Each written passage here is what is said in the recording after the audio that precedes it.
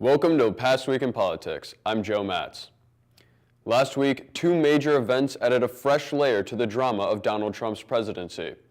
First, Michael Cohen, the president's former lawyer, admitted that the president had directed him to make hush money payments to two women during the 2016 campaign. This admission came during a guilty plea to breaking campaign finance laws, among other charges, in a New York court. The next day, the president spoke to Fox in his own defense. That's a big thing. That's a much bigger thing. Did they come out of the campaign? They didn't come out of the campaign. They came from me, and I tweeted about it. In fact, my first question when I heard about it was, did they come out of the campaign? Because that could be a little dicey.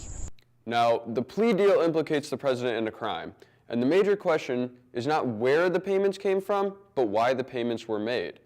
If it was, as Cohen claims, for the principal purpose of influencing the election, this would classify Trump as a co-conspirator. Although he would normally be prosecuted on these charges, Justice Department policy prevents the indictment of a sitting president. On the same day, Trump's former campaign manager, Paul Manafort, was convicted on 8 counts of tax and bank fraud. He will face another trial in D.C. set for next month on separate charges. These charges were not tied to Trump, but they were related to Manafort's connections to Russia. The president tweeted about Manafort's refusal to break in reference to Cohen's plea deal. U.S. flags in Ohio and across the nation are at half-mast after death of Senator and Vietnam War hero John McCain. He died last Saturday after a year-long battle with brain cancer at the age of 81.